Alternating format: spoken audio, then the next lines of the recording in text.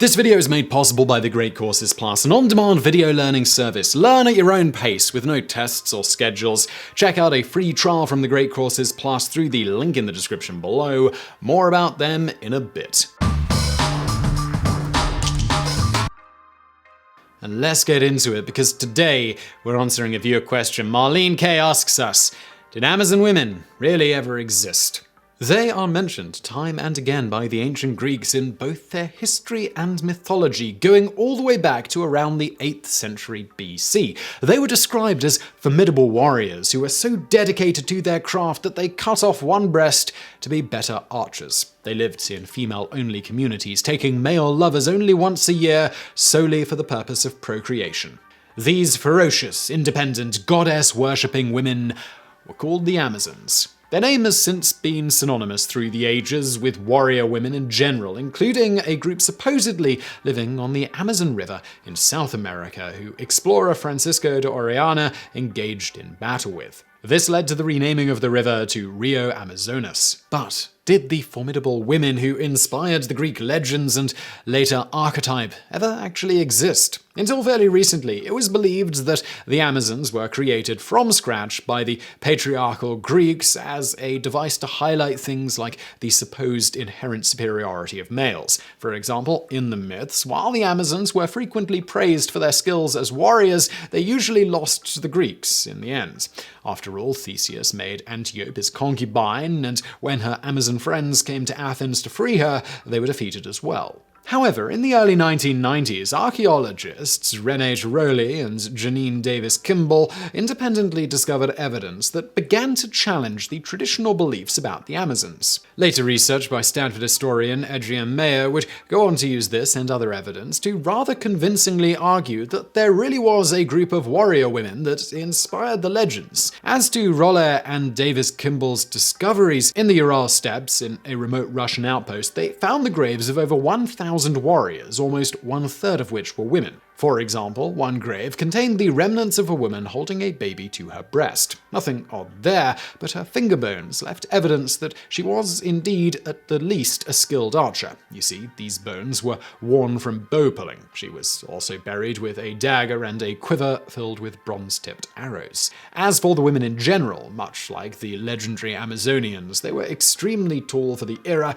with an average height of around 5 feet 6 inches, 1.68 meters. On top of that, some of the women were also bow-legged, similar to the men of the region, an artifact of their frequent and lengthy periods of horseback riding. Further, they were often buried dressed for battle. On top of that, much like the previous example, they were also generally buried with various weapons, such as bows and arrows, as well as sometimes things like swords, daggers, spears, and forms of armor. As Mayer states, more than 1,000 ancient Scythian kurgans, or burial mounds, have been excavated, containing skeletons and weapons. Archaeologists had previously assumed that weapons could only belong to male warriors. But modern DNA analysis so far has revealed that about 300 skeletons buried with weapons belong to females ranging in age from 10 to 45, and more are being found every year. The women's skeletons show battle injuries, ribs slashed by swords, skulls bashed by battle axes, and arrows embedded in bones. So,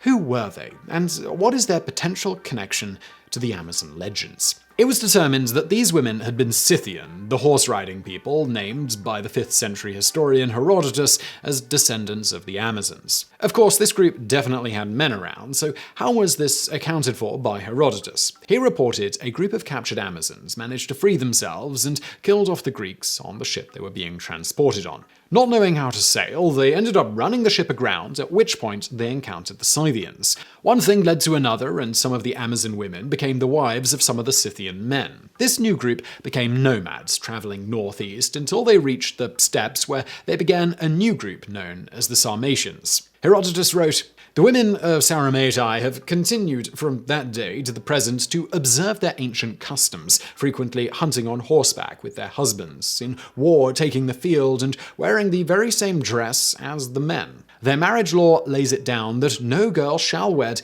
until she has killed a man in battle." As for a more modern scholar's account of this group, Mayer states, "They were tribes of nomads of the steppes. They roamed the vast territory of the region known in antiquity as Scythia. That was a land stretching from the Black Sea all the way east to Mongolia. These were fierce, warlike tribes. They were the first people to domesticate and then ride horses, and they perfected the invention of the recurved bow. So their lives centered on horses and archery, and they taught boys and girls how to ride and shoot from childhood so that everyone in the tribe could hunt and defend the tribe. A female mounted archer could be as fast and as deadly as a male, so women hunted and fought alongside men using the same weapons. The harsh landscape and their nomadic lifestyle created its own form of equality. This amazed the ancient Greeks, whose women led restricted indoor lives.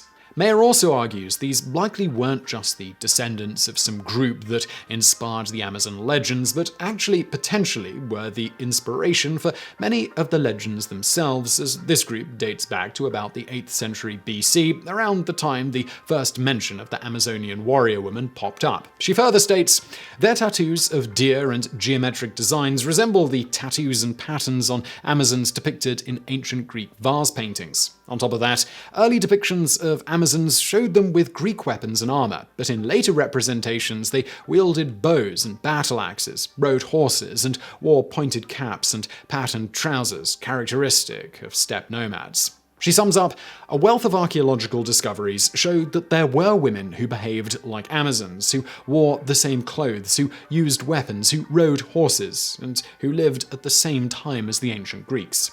Thus, it's possible, if not probable, that it was these Scythian tribes and the women who fought and hunted alongside the men who ultimately inspired the Greeks to develop various myths and legends about them and their ancestors, with the tales becoming more fanciful over time, such as lopping or burning off a breast in order to aid in archery. As to that, Mayer states, "It's a fake fact that has stuck like superglue for more than 2,500 years. If people think that they know anything about Amazons, it's that supposed fact." That story first surfaced about 490 BC. A patriotic Greek historian attempted to force a Greek meaning on the word Amazon. Amazon is not a Greek word originally, and it was borrowed from some other ancient culture. We don't know which, but because it sounded a little bit less like the word for breast, mesos, and if you put an A in front of it, it means without, so they thought he suggested it meant without breast, and that demanded a story. So people said maybe they cut off one breast so they could draw a bow, shoot arrows. And that's a physiologically silly idea, and in fact it was rejected by other Greek writers in antiquity, and even more significantly, not one ancient artist ever bought that idea.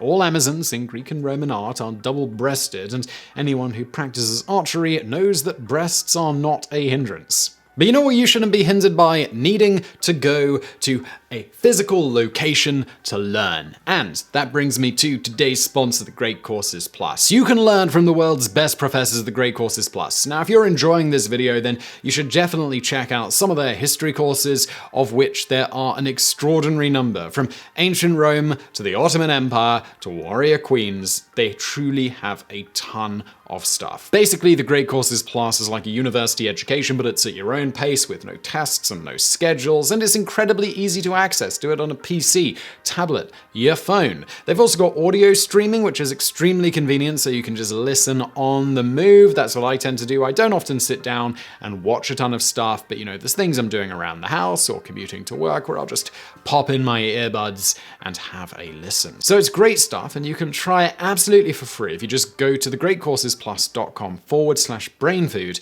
or click the link in the description below. Doing that helps support the show, and let's get into the bonus facts.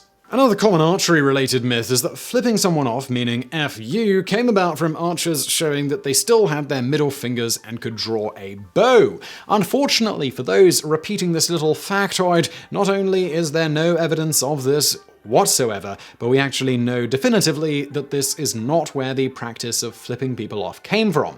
So, where did it first pop up? It turns out that this gesture has been around for well over 2,000 years, including having various similar connotations as it has today, going all the way back to the first references of it. Unsurprisingly, once you stop and think about versions of this expression's meaning, extending the middle finger simply represents the phallus, with it perhaps natural enough that our forebears chose their longest finger to symbolically represent man's favorite digit. However, there are some cultures that instead chose the thumb, seeming to prefer to have their girth rather than their length represented. It's also been speculated that perhaps people noticed that the curled fingers, or balled fist in the case of the thumb, thumb made for a good representation of the testicles. Either way, given the symbolism here, it's no surprise that the expression has more or less always seemed to have meant something akin to you in some form or another, sometimes literally. For example, in ancient Greece, beyond being a general insult, in some cases there seems to be a specific implication from the insult that the person the gesture was directed at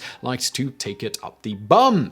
In the case of men, despite male-on-male loving being widely accepted in the culture at the time, there was still potentially negative connotations with regards to one's manliness when functioning as the bottom in such a rendezvous, particularly the bottom for someone of a lower social standing. Moving on to an early specific example, we have Aristophanes, 423 BC, The Clouds. In it, a character known as Strepsiades, tired of Socrates' pontificating, decides to flip off the famous philosopher. It goes like this. Socrates says, well, to begin with, they'll make you elegant in company and you'll recognize the different rhythms, the Enoplian and the dactylic, which is like a digit. Strepsiades, like a digit? By God, that's something I do know. Socrates, then tell me. Strepsiades, when I was a lad, a digit meant this. Strepsiades sticks his middle finger straight up Socrates' nose. In the 3rd century AD, Lives of the Eminent Philosophers, we also have this reference of a supposed incident that occurred in the 4th century BC concerning famed orator Demosthenes and philosopher Diogenes.